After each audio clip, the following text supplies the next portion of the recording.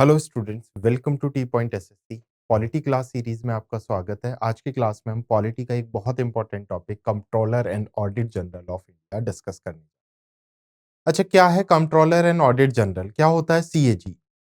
आज पूरी क्लास में हम यही समझेंगे। ज्यादा बड़ा सेशन नहीं है, कॉन्स्टिट्यूशनल बॉडी है ये। Basically controller and audit general क्या है? देखो, हम लोग टैक्स पे कर रहे हैं। मैं टैक्स पे कर रहा हूँ, आप टैक्स पे कर रहे हो। टैक्स किसके पास जा रहा है? गवर्नमेंट के पास। गवर्नमेंट से मतलब सरकार के फंड्स होते हैं, consolidated fund of India and contingency fund of India, जिसे हम इमरजेंसी फंड के नाम से भी जानते हैं, कंटिजेंसी को। तो सरकार ने, देखो सिंपली समझो इसे, सरकार ने क्या किया हुआ है, दो फंड्स, दो अकाउंट्स बनाए हुए हैं। मैं टैक्स पे कर रहा हूं, मेरा पैसा अकाउंट में जा रहा है, उस अकाउंट से सरकार पैसा निकाल रही है। अब सरकार कितना पैसा निकाल रही है, कहां इस्तेमाल कर रही है, कैसे कर रही है, उसके लिए एक पूरी टीम बैठी होती है ऑडिट करने के लिए, और उसी के हेड को हम क्या कहते हैं? सीएजी। तो मतलब जो मेरा पैसा है, जो मैं सरकार को दे रहा हूं, उसको जो ऑडिट कर रहा है पर्सन, उसकी जो देख रेख कर रहा है, उसको बेसिकली उसका क्या कर रहा है, प्रिपेयर कर रहा है लिस्ट, उसी पर्सन को मैं क्या नाम दूंगा? Controller and audit. क्लियर? तो अभी रफली रफली समझ आया सीएजी है क्या? बेसिकली सीएजी वो कॉन्स्टिट्यूशनल बॉडी होती है जो हमारे पैसों को ऑडिट करती है, यानी जो फंड का पैसा है, सरकार ने कितना कहां पर निकाल के कहां पर लगाया है, उसको पूरा मेंटेन। तो शुरू करते हैं सीएजी से, कंट्रोलर एंड ऑडिट जनरल। तो सबसे पहले तो ये कॉन्स्टिट्यूशनल बॉडी है।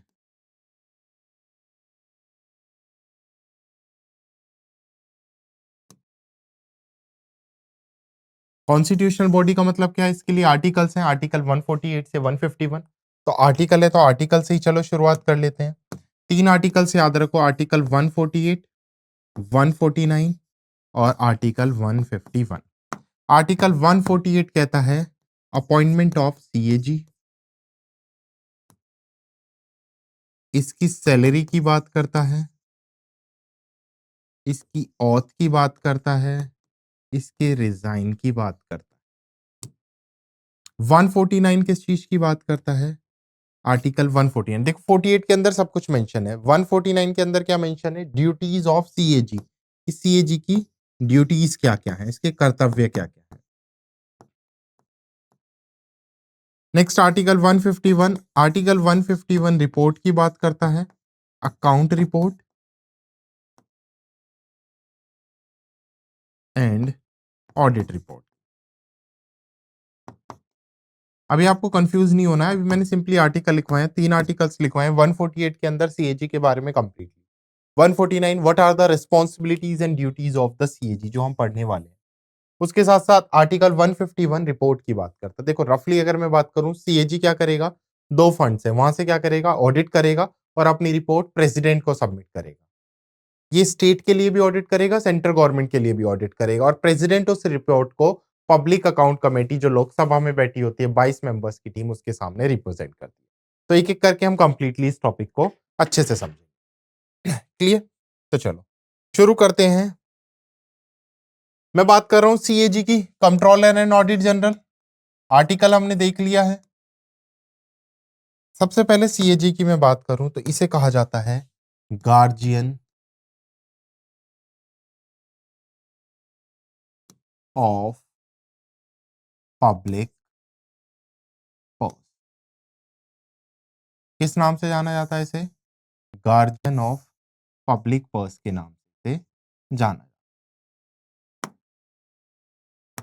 गार्जियन ऑफ पब्लिक पर्स में क्यों कह रहा हूं? देखो, दो अकाउंट्स होते हैं गवर्नमेंट के, स्पेसिफिकली एक है कंसोलिडेटेड फंड, क्या ये दिख रहा है यहाँ पर? हाँ। कौन? एक अकाउंट कौन सा है? कंसोलिडेटेड फंड ऑफ इंडिया,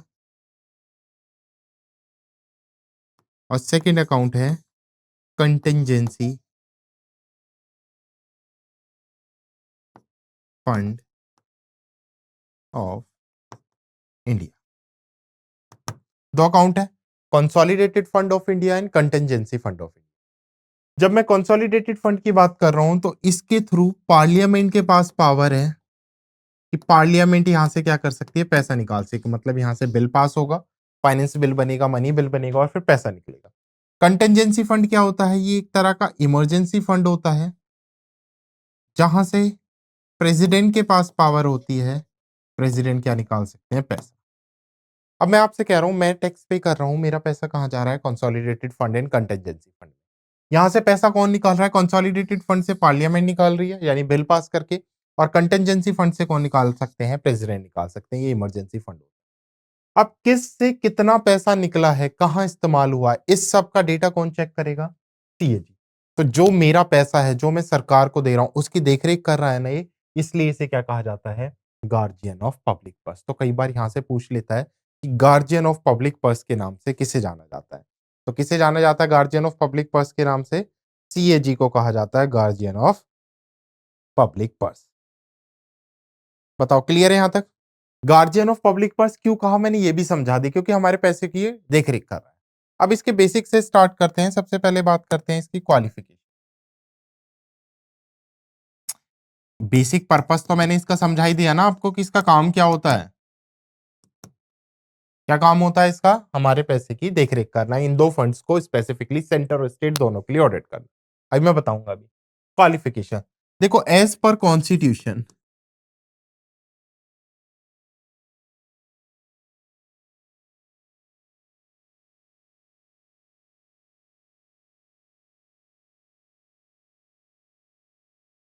संविधान में क्या नहीं किया गया है? ऐसी कोई स्पेसिफिक क्वालिफिकेशन मेंशन नहीं की गई है। तो कॉन्स्टिट्यूशन में कुछ मेंशन नहीं है। Generally a person having knowledge of accounts and law in view of president. किसकी नजरों में? अगर राष्ट्रपति की नजरों में, राष्ट्रपति को लग रहा है कि कोई पर्सन है जिसे नॉलेज अकाउंट की, जो ऑडिट कर सकता है और थोड़ा बहुत कानून को भी जानता है, तो राष्ट्रपति उसे क्या कर सकते हैं? अपॉइंट कर। तो कॉन्स्टिट्यूशन में तो स्पेसिफाई नहीं किया, कॉन्स्टिट्यूशन में नहीं बताया क्या है, प्रेसिडेंट के ऊपर छोड़ दिया। और जनरली कहां से अपॉइंट किया जाता है? प्रेसिडेंट अपॉइंट करते हैं ऐसे पर्सन को जिसे अकाउंट्स की नॉलेज।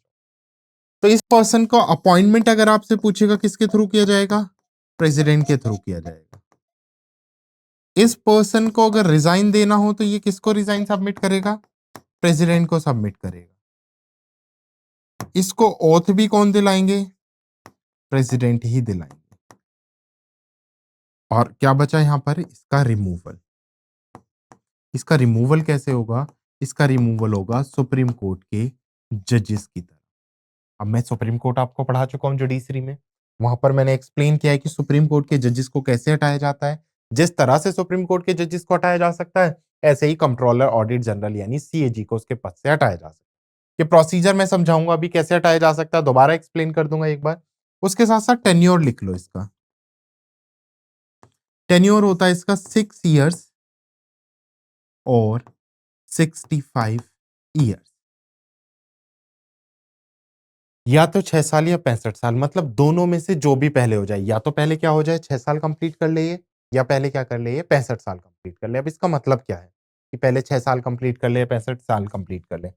लेट्स सपोज करो एक पर्सन, दो पर्सन है, एक 56 की एज में लगा है और एक 63 की एज में बना है। तो इस बंदे के 65 साल पहले पूरे होंगे या 6 साल पूरे होंगे? पहले 6 साल पूरे कर लेगा ना ये 62 की एज में, तो इसे रिटायरमेंट कब मिल जाएगी? 62। इस बंदे के 65 साल पहले पहले हो जाएंगे, तो ये 65, यानी या तो 6 साल कंप्लीट कर ले या मैक्सिमम 65 साल।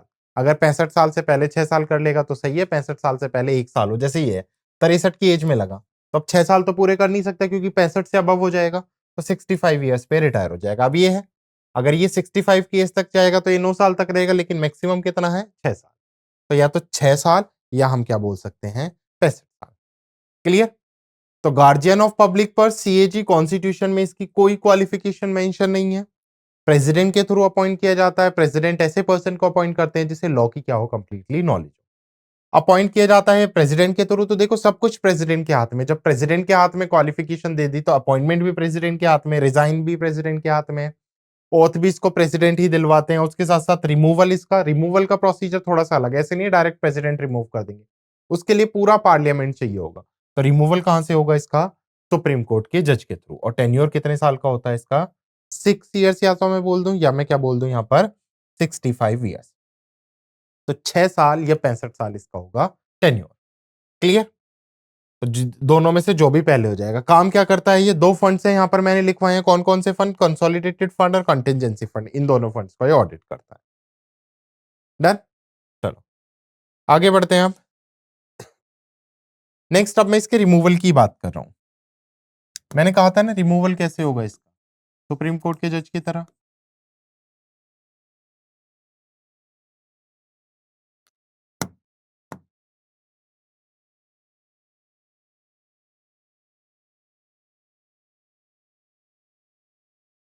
रिमूवल कैसे होगा इसका, सुप्रीम कोर्ट के जज की तरह। सॉरी, अब सुप्रीम कोर्ट के जज का है, इसका रिमूवल देख लो। देखो रिमूवल होगा सबसे पहले पार्लियामेंट से। कहां से रिमूवल होगा, पार्लियामेंट से, सेंटर से रिमूवल होगा। पार्लियामेंट के कौन से हाउस से स्टार्ट होगा इसका रिमूवल, अगर आपसे पूछ ले कौन से हाउस से स्टार्ट होगा, तो एनी ऑफ द हाउस। अब पार्लियामेंट से हो रहा है तो इसका मतलब बिल पास होगा, सिंपली लॉजिक है। पार्लियामेंट से होने का मतलब क्या है, यहां से बिल पास होगा। तो पार्लियामेंट के किसी भी सदन से रिमूवल स्टार्ट हो सकता है, any of the house. Any of the house मतलब इधर या तो जो लोकसभा में एमपीज बैठे हुए हैं उन्हें लगे कि ये लायक नहीं है, या राज्यसभा में जो एमपीज बैठे हुए हैं उन्हें लगे ये लायक नहीं है, तो कहीं से भी शुरुआत होगा। ले सपोज करो लोकसभा के एमपीज हैं, इनको लग रहा है कि ये लायक नहीं है इस पद के लिए, तो लोकसभा के एमपीज में से 100 एमपीज एग्री होंगे तभी इस बिल को लाया जाएगा। तो बिल को लाने के लिए लोकसभा से कितने मेंबर्स एग्री होने चाहिए, 100। अगर यही राज्यसभा से स्टार्ट हो रहा है तो राज्यसभा से कितने मेंबर्स एग्री होने चाहिए, 50 मेंबर्स। लेट्स सपोज करो दोनों सदन अपना अपना काम कर रहे हैं।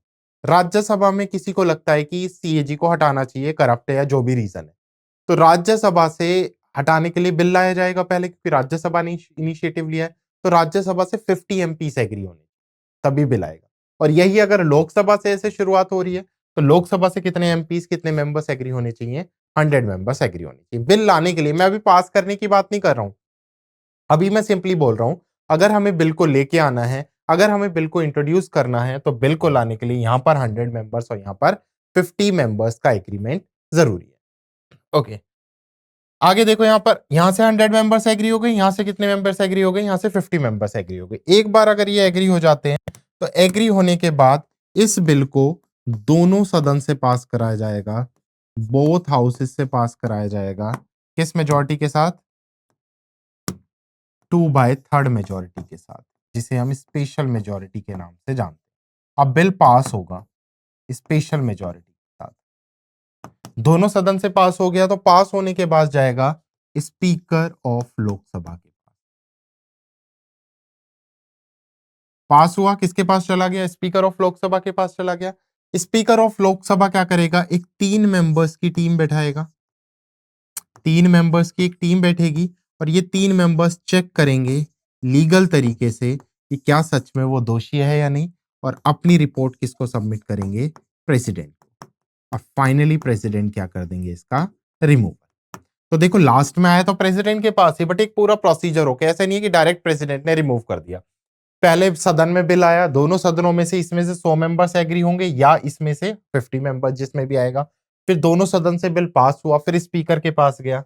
अब स्पीकर ऑफ लोकसभा लीगल तरीके से चेक करेगा ना क्या सच में दोषी है या नहीं, गिल्टी है या नहीं। तो उसने 3 मेंबर्स बैठाए, जो लोग एक कमेटी बैठाई 3 मेंबर्स की, जो लीगल तरीके से चेक करेंगे और अपनी रिपोर्ट प्रेसिडेंट को सबमिट करेंगे, और इस रिपोर्ट के बेसिस पे प्रेसिडेंट क्या कर देंगे, सीएजी का रिमूवल। क्लियर, तो समझ आया सीएजी के रिमूवल का प्रोसीजर। तो ये होता है, और यही प्रोसीजर हमने किस में पढ़ा था, सुप्रीम कोर्ट के जजेस के रिमूवल में भी पढ़ा था कि सुप्रीम कोर्ट के जजेस का रिमूवल किस तरह से।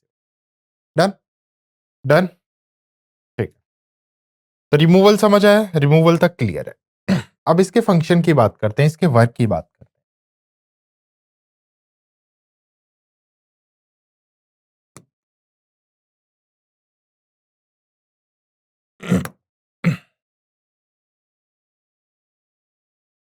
अब मैं सीएजी की वर्क की बात कर रहा हूं। सबसे पहले तो ये ऑडिट करता है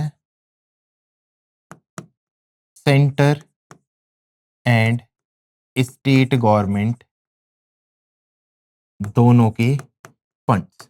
अच्छा, ऐसा नहीं है सिर्फ ये सेंट्रल गवर्नमेंट के लिए, ये क्या कर रहा है, दोनों स्टेट और सेंटर दोनों गवर्नमेंट्स के लिए फंड ऑडिट करता है। सेकंड कौन सा फंड ऑडिट करता है, कंसोलिडेटेड फंड,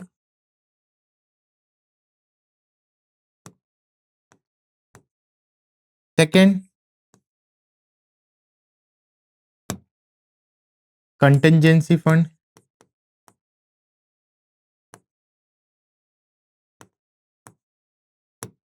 क्लियर। उसके साथ साथ क्या करेगा ये, जो गवर्नमेंट पीएसयूज हैं उनके लिए ऑडिट करता है। उसके अलावा प्रेसिडेंट के कहने पर, प्रेसिडेंट की परमिशन से, अगर प्रेसिडेंट को लगता है किसी प्राइवेट ऑडिटर का भी ऑडिट करना है तो किसी प्राइवेट ऑर्गेनाइजेशन के लिए भी ऑडिट कर सकता है। क्लियर। तो ये सेंट्रल गवर्नमेंट स्टेट गवर्नमेंट दोनों के फंड्स को प्रॉपर्ली ऑडिट करता है। अब ऑडिट करेगा तो ये अपनी एक रिपोर्ट तैयार करेगा। क्या बनाएगा, ये अपनी एक रिपोर्ट तैयार करेगा। जब ये रिपोर्ट बनाएगा तो इस रिपोर्ट को किसको सबमिट करना होगा, इसे प्रेसिडेंट को। तो कई बार ये भी क्वेश्चन पूछा गया है कि जो सीएजी है वो अपनी रिपोर्ट किसको सबमिट करता है, तो किसको सबमिट कर रहा है, अपनी रिपोर्ट प्रेसिडेंट को सबमिट कर रहा है। अब इसने रिपोर्ट अपनी प्रेसिडेंट को सबमिट की। अब ये तो हमने समझा था कि सब कुछ प्रेसिडेंट के हाथ में है, प्रेसिडेंट ही से अपॉइंट कर रहे हैं, प्रेसिडेंट ही इसका रिमूवल कर रहे हैं, तो ये तो प्रेसिडेंट के अकॉर्डिंग ही चलेगा। और पैसा भी कौन निकाल सकता है वहां से, प्रेसिडेंट। तो फिर तो गड़बड़ होने के चांसेस है ना, क्योंकि ये प्रेसिडेंट का ही पर्सन है, प्रेसिडेंट ही पैसे निकाल रहे हैं, तो ये ऑडिट प्रेसिडेंट की तरफ से, ये प्रेसिडेंट के खिलाफ ऑडिट क्यों करेगा। अब जो ये रिपोर्ट है जिसको प्रेसिडेंट के को ये सबमिट करता है, इस रिपोर्ट को प्रेसिडेंट रिप्रेजेंट करते हैं कहां पर, लोकसभा में। अब ये रिपोर्ट कहां पे जाएगी, लोकसभा में जाएगी। जब ये रिपोर्ट लोकसभा में जाती है तो लोकसभा में एक 22 मेंबर्स की टीम बैठी होती है जिसे हम नाम देते हैं पीएसी।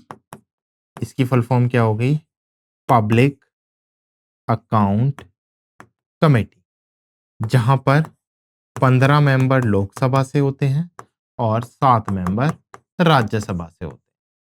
इसका जो हेड होता है पीएसी का, ये मैंने पार्लियामेंट्री कमेटी में भी पढ़ाया है, ये अपोजिशन से होता है, जो अपोजिशन का लीडर होता है वहां से होता है।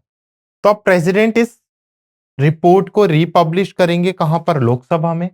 किसके सामने, पब्लिक अकाउंट कमेटी के सामने, जो 22 मेंबर्स की एक कमेटी है। और ये कमेटी क्या करती है, फिर इसे रिव्यू करती है। तो अगर आपसे पूछ ले सीएजी की रिपोर्ट को रिव्यू लोकसभा में किसके थ्रू किया जाता है, तो पब्लिक अकाउंट कमेटी के थ्रू सीएजी की रिपोर्ट को रिव्यू किया जाता है। बताओ, क्लियर है इतना।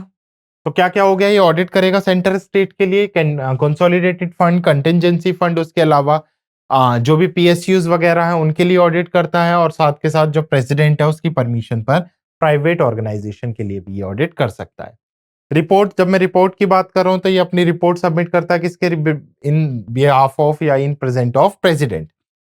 प्रेसिडेंट इस रिपोर्ट को लेके जाते हैं लोकसभा में, और लोकसभा में किसके सामने प्रेजेंट किया जाता है, पब्लिक अकाउंट कमेटी। इसका एक और वर्क होता है, एक और फंक्शन कर सकता है ये, he can participate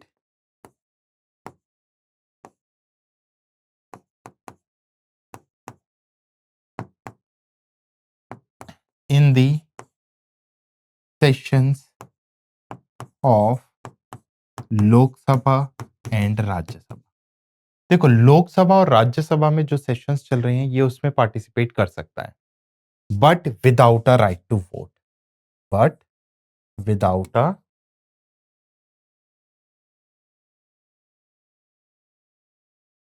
right to vote, मतलब बिना वोट के अधिकार के।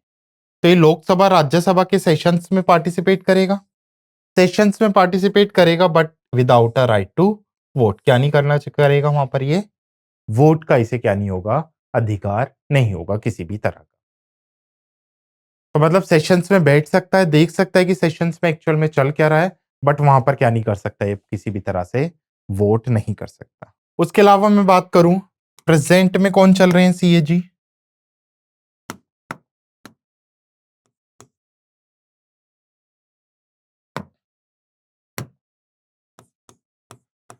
Present CAG. अभी 15वें नंबर के सीएजी बने हैं संजय मूर्ति। तो अभी ये रिसेंट करंट से अपॉइंटमेंट है। तो संजय मूर्ति क्या बने, अभी 15वें नंबर के सीएजी बने हैं। इन्होंने किसको रिप्लेस किया था? गिरीश चंद्र मुर्मू को।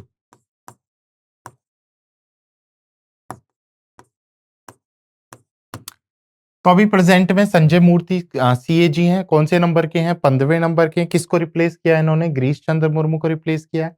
अगर यही आपसे फर्स्ट सीएजी पूछ ले भारत के, तो फर्स्ट सीएजी थी वी नरहरि